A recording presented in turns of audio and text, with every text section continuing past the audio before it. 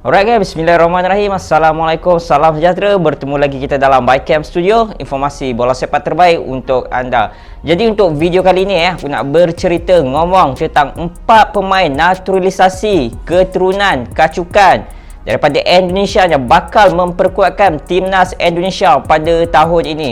Bagi aku pemain naturalisasi ni bukan calang-calang pemain.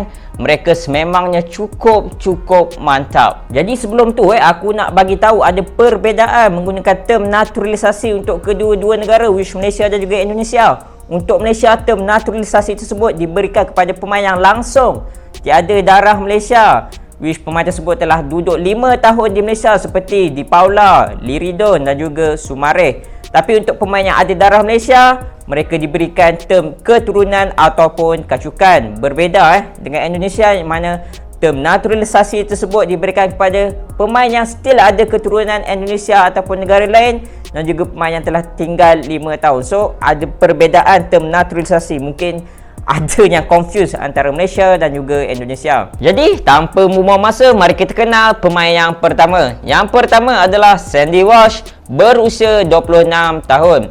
Jadi untuk term umurnya aku ambil daripada tarikh lahir mereka, bukan daripada tahun 2022 ni, alright. Jadi asal usul keturunan Sandy ni daripada Indonesia adalah berasal daripada sebelah ibunya, yang mana kakeknya berasal daripada Surabaya, manakala neneknya pula berasal daripada Malang. Jadi apa yang menariknya, Sandy ni telah dilahirkan di Belgium dan juga mempunyai keturunan Belanda. Jadi beliau ni mempunyai ketinggian 185 cm dan sering bermain di posisi right back. Jadi beliau ni mungkinlah akan fight dengan Asnawi Mangku Alam di posisi right back tersebut. Juga beliau juga boleh bermain di posisi centre back dan juga right midfielder. Untuk karier kelab pula, beliau telah memulakan dengan kelab-kelab muda, which yang pertama adalah Tempo of Rising, and then Hoylett, Anderlecht dan juga Genk. Jadi untuk kelab senior pula, beliau telah bermain untuk 3 pasukan, which yang pertama adalah Genk pada 2012 hingga 2017, and then beliau telah berpindah ke kelab Zulte Waregem 2017 hingga 2020, dan kelab sekarang adalah KV Mechelen. Jadi melalui statistik daripada transfer market, beliau telah skor 10 gol dan juga telah assist 19, which bagi aku statistik yang cukup baik buat seorang defender. Right. Jadi untuk karier timnas pula, beliau pernah mewakili skuad Belanda daripada under 15 hinggalah under 20 daripada tahun 2009 hingga 2014. Alright. Jadi kalau kita tengok kat Instagram beliau ni sememangnya cukup cinta akan Indonesia apabila banyak meletakkan bendera Indonesia dan juga boleh letak bahasa Indonesia. Jadi kalau kita tengok kat situ, beliau ni sememangnya cukup tertarik untuk mewakili pasukan Indonesia. Pemain yang kedua adalah Jordi Amat, berusia 29 tahun. Ingat umur ni aku ambil daripada tarikh lahir mereka, bukan daripada tahun 2022 ni, alright. Jadi keturunan Jordi Amat daripada Indonesia adalah berasal daripada sebelah neneknya, which berasal daripada Makassar, Sulawesi Selatan. Jadi beliau ni juga telah lahir di Sepanyol dan juga mempunyai darah keturunan Sepanyol. Jadi beliau ni yang berketinggian 184 cm, seringkali bermain di posisi centre back, namun beliau juga boleh bermain di bahagian defensive midfielder. Alright, melalui statistik daripada transfer market, beliau telah skor 3 gol dan juga 1 assist sepanjang karier beliau. Untuk kelab pula beliau telah bermula dengan skuad muda bersama dengan Kenneth Dima pada tahun 1998. And then untuk kelab senior pula, beliau banyak mewakili kelab-kelab ternama di dunia seperti Rayo Vallecano, Espanyol dan juga Real Betis di Liga Spanyol.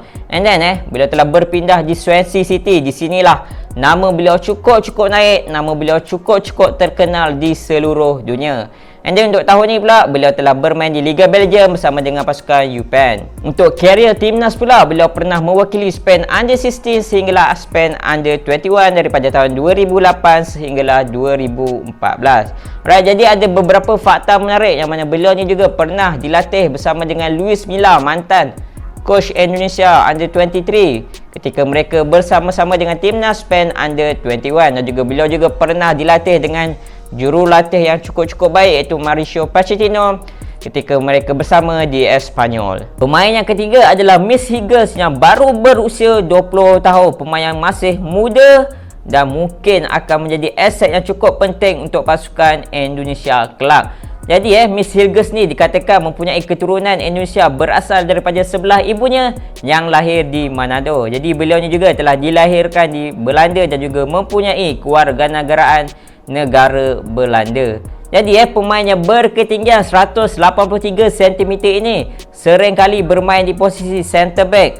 Kau bayangkan Indonesia mempunyai 3 pemain naturalisasi di bahagian centre back. Jordi Amat, Alkan Bagot dan juga Miss Hilgers. Memang cukup power lah kalau mereka ni bermain bersama. Sebab kalau kita tahu Shin Tae-yong ni juga kadang-kadang bermain 3 sistem center back. Memang lumayan cukup power dong. Untuk kelab pula, beliau bermula dengan pasukan-pasukan muda seperti New Zealand, and then Spartak Nijke dan juga FC20. Namun bahasa beliau banyak bermain dengan FC20. And then pada 6 Disember 2018 beliau telah sign kontrak profesional dengan FC20 dan pada Disember 2020 beliau telah melakukan debut untuk pasukan FC20 ketika bertemu dengan Ajax ketika itu.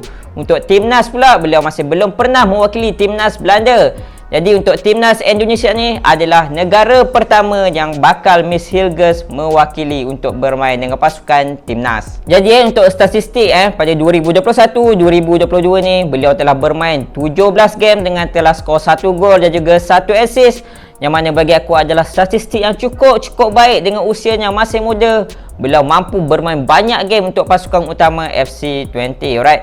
Jadi kalau kita tengok kat Instagram beliau juga, beliau telah meletakkan bendera Indonesia. Jadi kat situ mungkin beliau memang cukup berminat untuk mewakili pasukan Indonesia. Jadi yang keempat dan juga yang terakhir adalah Ragnar Oratmangun berusia 24 tahun. Jadi salah silah keturunan Indonesia Ragnar ni adalah daripada sebelah ayahnya yang berasal daripada Maluku. Alright, dan beliau juga dihabarkan adalah seorang Muslim apabila terlihat perkataan Alhamdulillah di bio Instagram beliau. Jadi beliau ni berketinggian 180 cm. Wow, kalau kita tengok 4 calon naturalisasi Indonesia ni, semua pemain yang mempunyai fizikal yang mantap, tinggi-tinggi, semua melebihi 180 cm. Cukup baik lah. Alright. Jadi ni beliau ni banyak bermain di posisi right winger dan juga beliau juga boleh bermain di posisi attacking midfielder dan juga left winger. Mengikut statistik daripada Transfer Market, beliau telah skor 22 gol dan juga 20 assist. Bagi aku statistik yang cukup mantap, cukup boom lah bagi seseorang pemain ni. Untuk career club pula, beliau telah bermula dengan pasukan muda iaitu NEC Nijmegen. And then untuk senior pula, beliau masih bersama dengan pasukan NEC Nijmegen, and then telah berpindah kepada kelab Top Os and then Cambuur, dan kelab yang terkini adalah di Liga Belanda iaitu Go Ahead Eagle. Jadi kalau kita tengok Federasi Indonesia ni cukup serius untuk memanggil pemain-pemain naturalisasi yang mempunyai kualiti yang cukup baik di pentas antarabangsa untuk mewakili Indonesia. Memang cukup baik lah, kecuali Haruna. Aku dengar ramai fan-fan Indonesia cukup tidak suka dengan Haruna ni, sampai Haruna out. Jadi itu sajalah video aku untuk kali ini. Assalamualaikum.